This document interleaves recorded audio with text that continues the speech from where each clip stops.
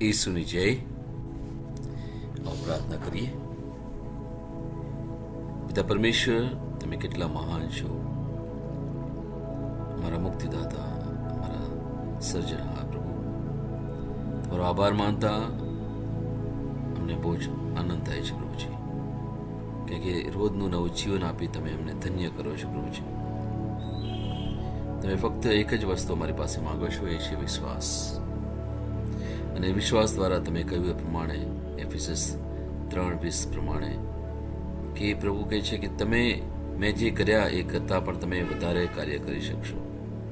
પ્રભુ તમારો આભાર માનીએ છીએ, તમારી સ્તુતિ કરીએ છીએ.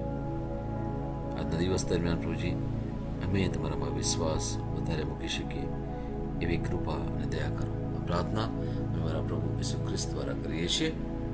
આમેન. વચન લઈએ માથીનો 21મો અધ્યાય 18 થી 22મી કડી સુધી. બીજે દિવસે સવારે શહેરમાં પાછા આવતા ઈસુને ભૂખ લાગી હતી. માર્ગની બાજુએ અંજીર હતી. તે તેની નજીક ગયા, પણ એકલા પાંદડા સિવાય કંઈ જોવા મળ્યું નહીં. તેથી ઈસુએ અંજીરીને કહ્યું, હવેથી તારા પર કદી ફળ લાગશે નહીં. તરત જ તે અંજીરી સુકાઈ ગઈ. એ જોઈને શિષ્યો આશ્ચર્યચકિત થઈ ગયા. તેમણે પૂછ્યું, આ અંજીરી એકાએક જ કેમ સુકાઈ ગઈ?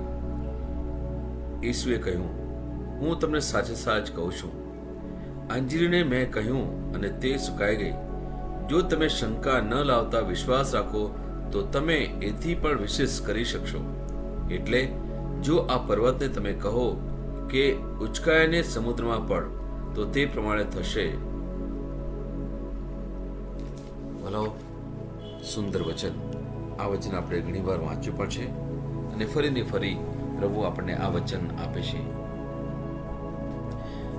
સુંદર પ્રસંગ છે અને પ્રસંગમાં જ્યારે આપણે કઈ ઈચ્છા હોય કોઈ પણ બાબતની અને એ વખતે આપણે માંગીએ છીએ વિશ્વાસથી, ત્યારે પ્રભુ એ આપે છે. અહીંયા આ આપણી પાસે એક કહેવાય ને સાચો દાખલો પ્રભુ બતાવે છે. શિષ્યો પણ અચંબામાં પામી ગયેલા કે આ તે કેવી રીતે બોલ્યા ને તરત જ થયું. કારણ કે ઈસુ આપણને અહીંયા એક બાબત શીખવાડે છે આ પ્રસંગ દ્વારા કે જો તમે શંકા ન લાવતા વિશ્વાસ રાખો તો તમે મેં જે કહ્યું, મેં જે કર્યું એનાથી પણ વિશેષ કરી શકશો. અને એવું જ એક વચન પણ આપણને જોવા મળે છે એફેસસનો 3 અધ્યાય એની 20મી કડીમાં પણ. આપણામાં કાર્ય કરતા તેમના સામર્થ્યની મારફતે આપણે માગીએ કે કલ્પીએ તે કરતા વિશેષ કરવાને જે શક્તિમાન છે એ છે પ્રભુ ઈસુ. આપણે માંગીએ કે કલ્પીએ એ કરતા પણ વિશેષ. એનો અર્થ એવો છે કે પ્રભુ ઈસુએ જે પણ કાર્યો કર્યા, જે પણ ચમત્કારો કર્યા, જે પણ ઉપદેશ કર્યા, જે પ્રકારનું એ જીવન જીવ્યા પૃથ્વી પર, પ્રભુ કહે છે કે મેં કર્યું એથી વિશેષ તમે કરી શકો.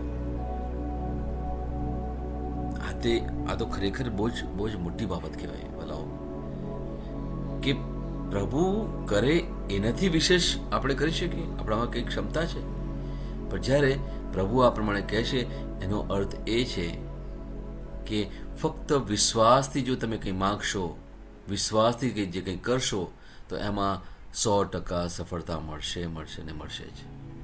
અહીંયા પ્રભુ બાહેધરી આપણને આપે છે.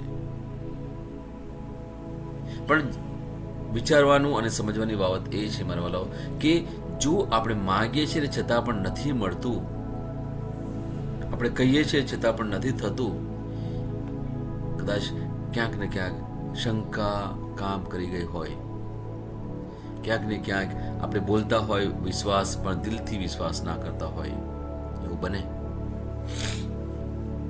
અને જો આવું કંઈ થયું હોય તો આપણે પ્રભુ પાસે આજે આવવાની જરૂર છે.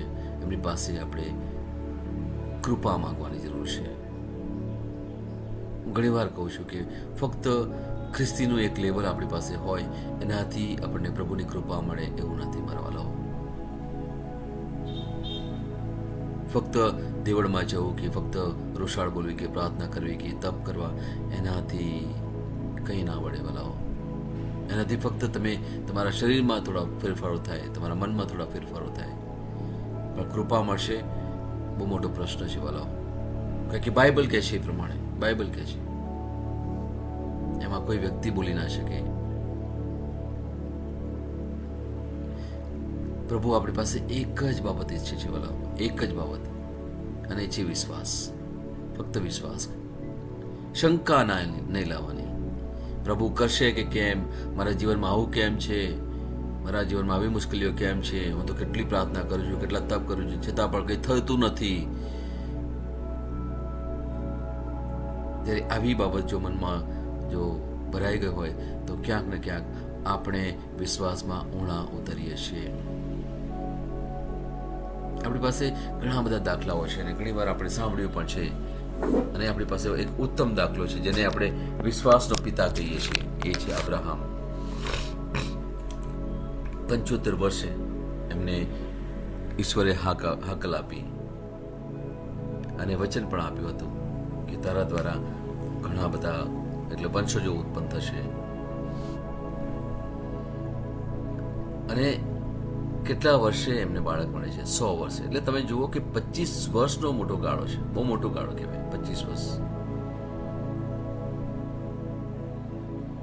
સારાની પણ એ જ હાલત હતી. સારાની પણ એ જ હાલત હતી. સારાની પણ એ સમયે કદાચ 65 વર્ષની કદાચ ઉંમર હોઈ શકે, અને એને ક્યારે એને બાળક થાય છે કદાચ 90 વર્ષની ઉંમર હતી કદાચ. એટલે ઘણો મોટો ગાળો એના જીવનમાં આવે છે. અને આજે બતાવ્યું છે, આજે ઉદાહરણ પણ આપ્યું છે પ્રભુએ, બહુ સાચું ઉદાહરણ અને આપણ બધાને શીખવા માટેનું ઉદાહરણ છે. એક વ્યક્તિ એ પ્રમાણે જીવી ગઈ વિશ્વાસમાં, અને એ આપણે હજારો વર્ષ પછી પણ આપણે એમાં એ વ્યક્તિ પાસેથી એક યુગલ પાસેથી આપણે કંઈક શીખીએ છીએ. અને એ મોટો એક જ દાખલો છે, એક જ શબ્દમાં હું કહી શકું કે એ છે વિશ્વાસ. કોઈ પણ શંકા નહીં, ક્યારેય અવિશ્વાસ નહીં, કોઈ પણ બળબડાટ નહીં, ક્યારેય પ્રભુની આગળ કોઈ આવીને એવો બળબડાટ પણ નહીં કર્યો કે પ્રભુ મારી સાથે આવું કેમ, પ્રભુ મારી સાથે તેવું કેમ, પ્રભુ ક્યારે આવશો, ક્યારે મારું સારું કરશો, ક્યારેય પણ નહીં, ક્યારેય પણ નહીં. ક્યાંય એક શબ્દ પણ નથી લખ્યો એવો. આખો તમે વાંચો એમનો આખો પ્રસંગ તો તમને ખબર પડશે. વિશ્વાસ. એક સમય હતો કે શક્ય જ નહોતું લાગતું કે બની જ ના શકે, કેવી રીતે હોઈ શકે. ઉંમર જુઓ તમે, આજ સુધી કોઈના જીવનમાં આવો પ્રસંગ થયો નથી. તો મારી તો ઉંમર જુઓ, એકદમ ઢળતી ઉંમર છે, સારાની કૂખ પર સુકાઈ ગઈ છે. હવે શક્ય જ નથી. અને છતાં પણ જ્યાં શક્ય જ નથી લાગતું, 100% શક્ય નથી લાગતું, ઓકે, જરા પણ આશા નથી, અને છતાં પણ એ આશા રાખે છે. શક્ય જ ના લાગે ત્યાં આશા રાખવાની, એ જ કહેવાય પ્રભુ પર વિશ્વાસ. ભલાઓ જીવનમાં જે પણ થયું હોય, જે પણ પરિસ્થિતિથી આપણે પસાર થઈ રહ્યા હોય, આપણી પાસે બીજું કોઈ સાધન જ નથી આશા વગર. ગઈકાલે બીજી પણ આપણે વાત કરી હતી કે ઘણા લોકો પોતાની બળબુદ્ધિથી સફળતાઓ મેળવે છે. મેં કર્યું, મારા દ્વારા થયું, મારી પાસે બધું છે, મને પ્રભુની પણ જરૂર નથી, મને કોઈની જરૂર નથી, એવી માનસિકતા ધરાવતા લોકો પણ છે આપણી પાસે. આપણી આજુબાજુ જ જોઈશું. પણ આપણે એ બાબતમાં પડવાની જરૂર નથી. વાલો, લોકો એ રીતે પણ જીવે છે. આજે જાત જાતના બધા કામ કરે છે. ઘણા લોકો પાસે પુષ્કળ પૈસા છે, ધન છે, વૈભવ છે, સત્તા પણ છે, પણ પ્રભુ એ ઈચ્છતા નથી આપણી પાસેથી. આપણી પાસે એ બધી બાબતોથી ઈચ્છતા નથી. ભલો યાદ રાખજો, પ્રભુ આપણી પાસેથી એક જ બાબત ઈચ્છે છે, એ છે ફક્ત વિશ્વાસ. તમે કેવા છો, તમારી પાસે કેટલું છે કેટલું નથી, પ્રભુને એ બાબતમાં કોઈ રસ નથી. દુનિયાવી બાબતોમાં કોઈ રસ નથી. પ્રભુ હંમેશા આપણી પાસે આધ્યાત્મિકતા જોવે છે. શું આપણે પ્રભુના રસ્તા ઉપર ચાલીએ છીએ કે કેમ?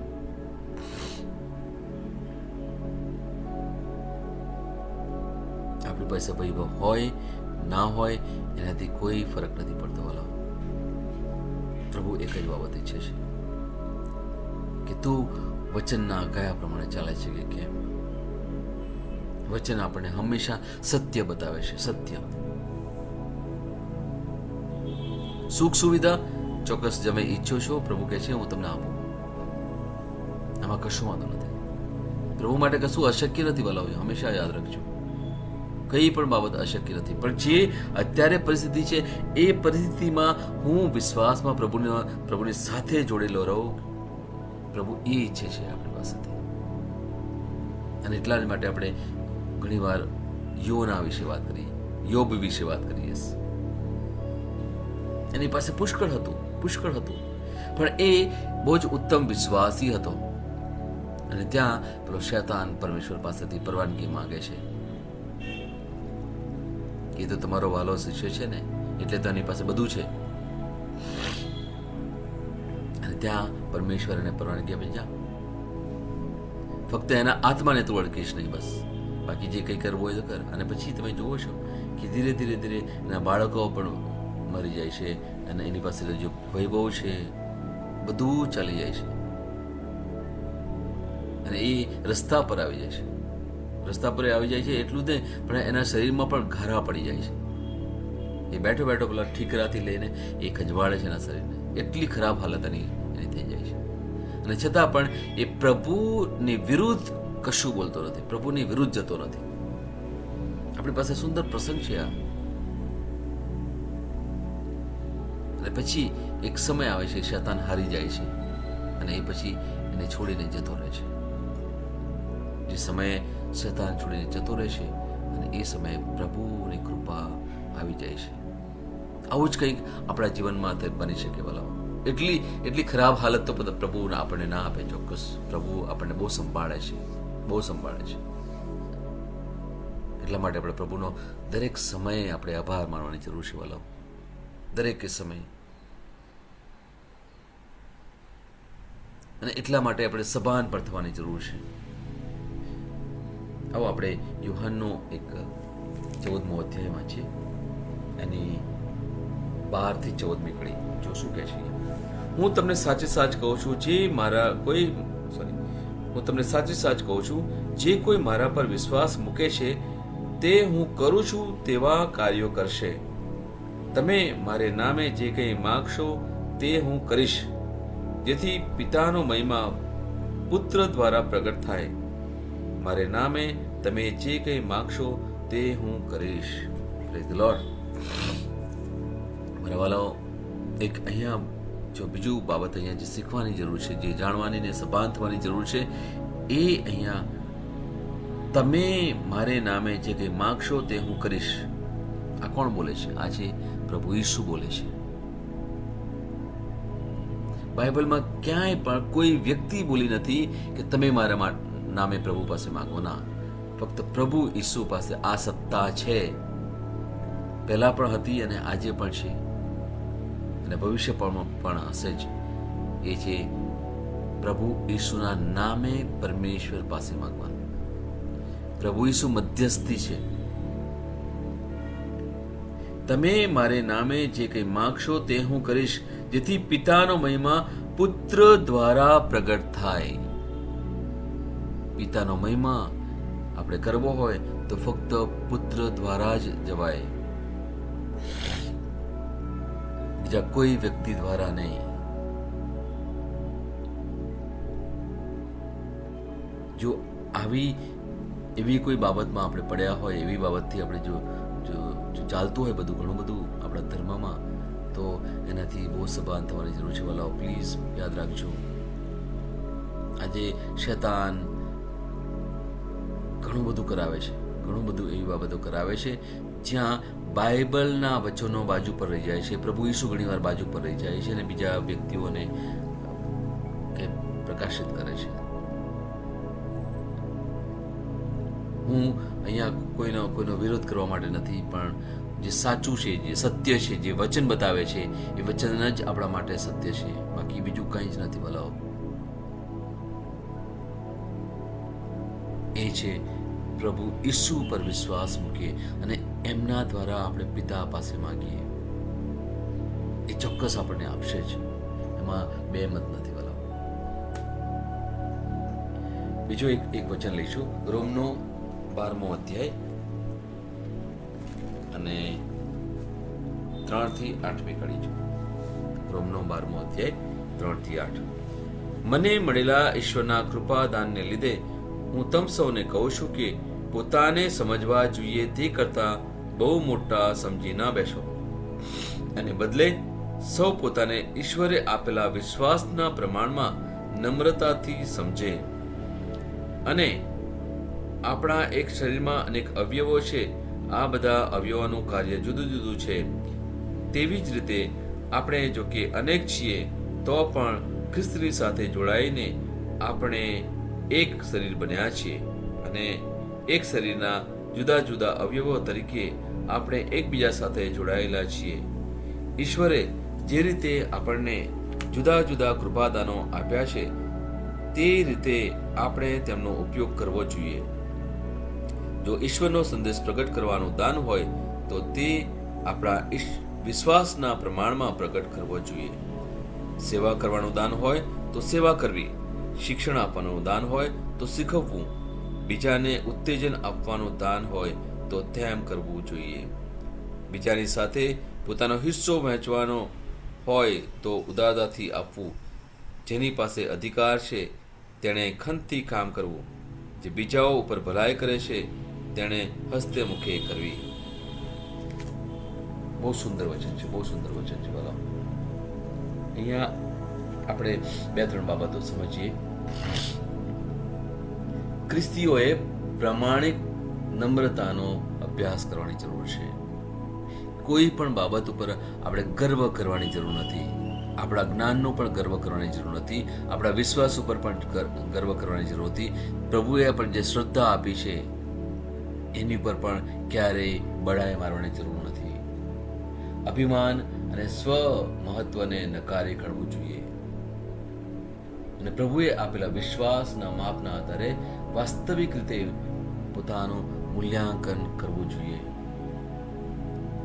આપણે દર સમયે વિચારવું જોઈએ કે હું કોઈ પ્રભુના રસ્તા વગર બીજા કોઈ રસ્તા ઉપર તો નથી ચાલી રહ્યો, મારા વિચારથી, મારા વર્તનથી કે મારા વાણીથી. કારણ કે 2-3 બાબતો આપણે જોઈએ. નમ્રતા માટે હાકલ પ્રભુ આપે છે, અને આપણે માથીના 5મા અધ્યાયમાં પણ જોઈએ છે એ પ્રમાણે કે ઈશ્વરને નમ્ર લોકો ગમે છે. નમ્ર લોકો આપણા વાણી અને વર્તન દ્વારા. પાઉલ વિશ્વાસીઓને ચેતવણી આપે છે કે જોઈએ એના કરતા વધુ ગર્વ ના કરો.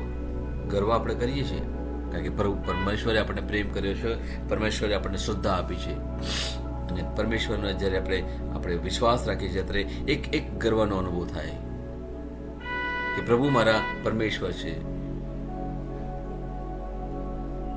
એમણે મારા માટે પોતાના પુત્રને અર્પી દીધો ક્રુસ ઉપર અને મને પાપથી મુક્ત કર્યા છે.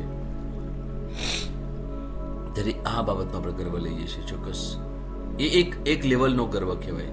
પણ એ વગર જ્યારે આપણે પોતાની જાતની બડાઈ મારીએ છીએ, મારી પાસે આટલું જ્ઞાન છે, મારી પાસે આટલો વૈભવ છે, તો અહીંયા સંત પાઉલ આપણને થોડી ચેતવણી આપે છે કે થોડું ધ્યાન રાખીએ. કારણ કે ગર્વ અને અભિમાન એ માનસિકતા બતાવે છે. અને જ્યારે કહેવાય ને, એક શબ્દ છે અહમ અથવા અભિમાન, જ્યારે આવે ત્યારે પ્રભુની કૃપા ના હોય. એનાથી પણ આપણે થોડું સભાન થવાની જરૂર છે વલાઓ. અને એટલા જ માટે બીજો મુદ્દો છે સંયમિત નિર્ણય. કચ્છાની અતિશયોક્તિ કરવાને બદલે મજબૂત અને વાસ્તવિક નિર્ણય લેવાની વિનંતી કરે છે.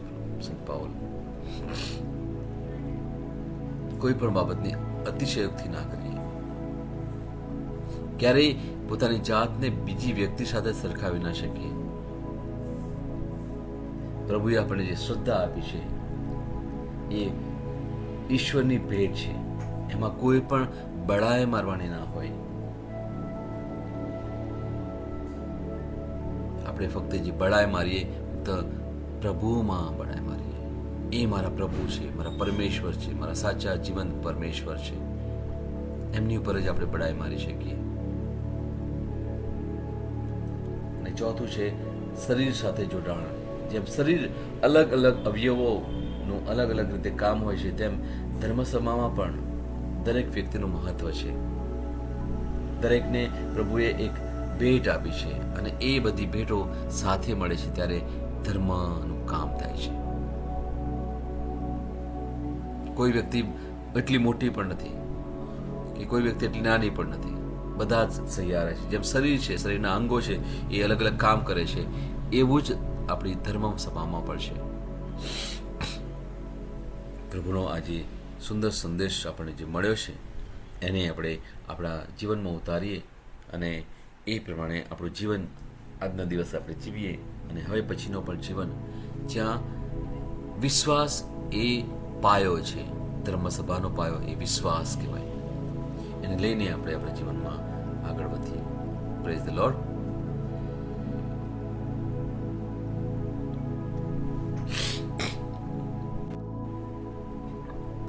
તમે એ રીતે બોલો કે અર્થપૂર્ણ રહે. 11મો દિવસ, વિશ્વાસ ઘોષણા.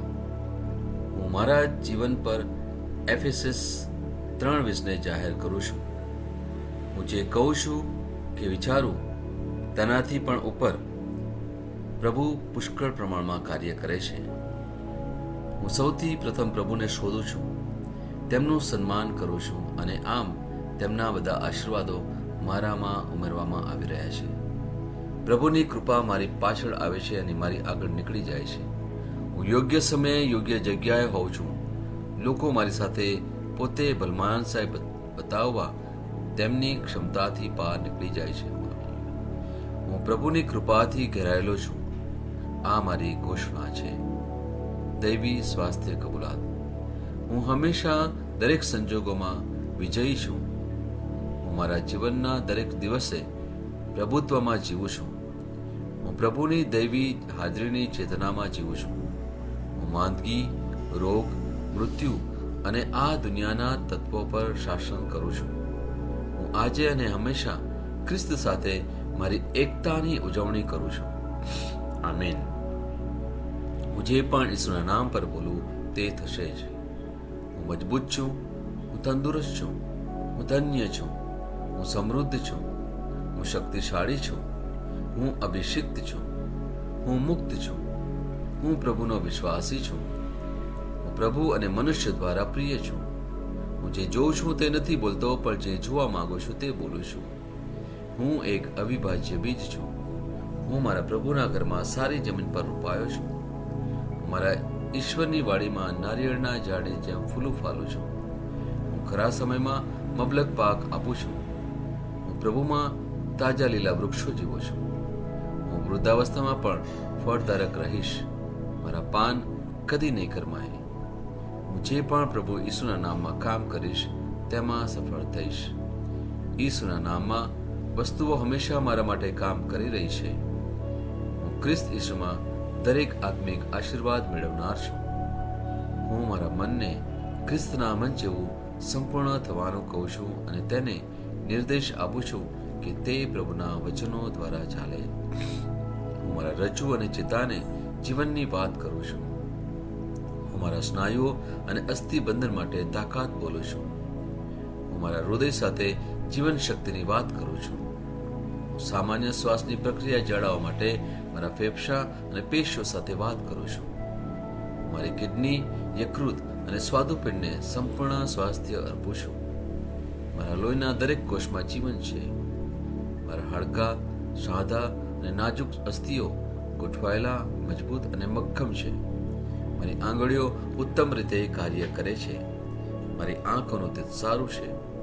મારા કાન શ્રેષ્ઠ રીતે કાર્ય કરે છે. મારી ત્વચા નવા જન્મેલા બાળક અને ઈશ્વરની સુંદરતા જેવી મુલાયમ અને તંદુરસ્ત છે. મારા વાળના મૂળ સજ્જડ છે. મારા વાળને મજબૂત રહેવાનો આદેશ આપું છું અને જ્યાં વૃદ્ધિની જરૂર હોય ત્યાં હું વાળ ઉગવાનું કહું છું. મારા દાંત, અવાળા, જડબા, રક્તવાહિની બધું જ સ્વસ્થ, મજબૂત અને સંપૂર્ણ છે. મારા બધા હોર્મોન્સ અને ન્યુરોકેમિકલ ટ્રાન્સમીટર એકબીજા સાથે સંપૂર્ણ સુમેળમાં છે અને તેમના કાર્યોને સામાન્ય રીતે ચલાવી રહ્યા છે. મારું પાચન તંત્ર તંદુરસ્ત છે. તમામ ખોરાકને પચાવવા સક્ષમ છે. હું ખ્રિસ્તની આજ્ઞાપાલનમાં તમામ પ્રકારના વ્યસનો, માદક દ્રવ્યો, ખાવું પીવું, મીડિયા, વિલંબ, ગપશપ, આળસ, અતિશય ઊંઘ, સુસ્તી, અનિવાર્ય ખરીદી અને દરેક પ્રકારનો અતિશય વપરાશ તમામને કાબૂમાં લાવું છું. જેમ ઈસુ છે તેવો જ હું છું. મારી પ્રજનન પ્રણાલી પૂરતી માત્રામાં અને સારી ગતિશીલતા દ્વારા શુક્રાણુનું ઉત્પાદન અને જમા કરી રહી છે. મારી પ્રજનન પ્રણાલી સમયસર ઈંડાકોષો ઉત્પન્ન કરે છે તથા જન્મ સુધી ગર્ભનું રક્ષણ અને પોષણ કરે છે. મારા અંગની દરેક પેશીઓ સંપૂર્ણ રીતે કાર્ય કરે છે અને હું મારા શરીરમાં કોઈ પણ ખામી કે ખોડખાપણને નકારું છું. મારી સંપૂર્ણ માનવ શરીર રચના અને શરીર વિજ્ઞાન ખ્રિસ્ત ઈસુમાં પૂર્ણ થયેલ છે. ઈસુના નામે હાલેલુયા, આમેન. ઈશ્વર પિતા મને પ્રેમ કરે છે, હું જાણું છું. ઈશ્વર પુત્ર મને પ્રેમ કરે છે, હું જાણું છું. ઈશ્વર આત્મા મને પ્રેમ કરે છે, હું જાણું છું. ઈસુની જય. અત્યારે આપણે અન્ય ભાષામાં બોલીએ ત્યારે તમે અનમ્યુટ કરી શકો અને એક સાથે આપણે પ્રભુનો જયકાર કરી શકીએ. Hallelujah, hallelujah, hallelujah, hallelujah, hallelujah, hallelujah, hallelujah. Hallelujah, hallelujah, hallelujah, hallelujah, hallelujah, hallelujah, hallelujah, hallelujah, hallelujah. La karama shaba karaba kikir be shikiri bishala karama shikiri dikiri shiri raba shaba la karama shakara de shiri be shiri be karaba shakara kara karama shiki raba shaba raba shikiri de shiri be shibere kiri be shikiri dikiri la haraba shaba raba shikiri be shikiri be kiri kiri shikiri Kirbi Lahara Basha Barabakare de Shebe de Beshikiri be the Basha Balabare Kiteri Rabala Barabala Kalakalamasha Karamasha Kiribishi Basha Barabakiri Kiribishikiri La Barabasha de Dense de Beshe de Beshikiri Bisha Rabakala Bakaramashi Kiribishi Rabarabasha Barabashi Bishi Kirishi Kirishi La Barahara Sharabasha Barabasha Barabakari Kirishi Hallelujah La Kara Hallelujah Hallelujah La Basha Balabakiri Ora Basha Barabiki Bishi Shiri Bishi Re Bahada Bara Halakari Bishi the Barabasha de Shiri Bishi Bera Bakaramashi Bishi Rabasha Barabasha Barabakari Kiri Rabara Bara Kara Karamasha Karamashi Bishi Bisha Barabakara La Rabasha Barakala Kalamashi Kiribi Rabasha Barabi Kiribishi Kiribisha Karakarashi Kiribisha Bala Karamasho Tiribishi Kiribisha Tabala Karatiri O La Bahala Bakari Bishi Kinmasha Batala Bati di Kurmahibe Karamahati Tubashibia La Harabatama Hakiri Bikiri Kirimashi Kilabara Karamishikanomukini Mashatari Karamashatite La Bahata Namashi Kiribisha Bakalere Tormashi Kiramashatri Rabaravala Karamashitri Sharabakari Mishuti Rabakaramashi Kitanamashi Tarab Kirabashite Hallelujah Maha Kirabashok Nimishiti Bakarabashi Kiritari Karasi Mishira Bakaratia Ola Halaba Karamashi Kiribishi Kiramachata Kinaki. Thank you, Jesus. Praise Jesus. Hallelujah, hallelujah, hallelujah. Thank you, Jesus. Praise you, praise you, praise you, praise you. पिता परमेश्वर जय हो, प्रभु यीशु न जय हो, पवित्र आत्मा न जय हो, पवित्र त्रैक्य न जय हो, यीशु न जय,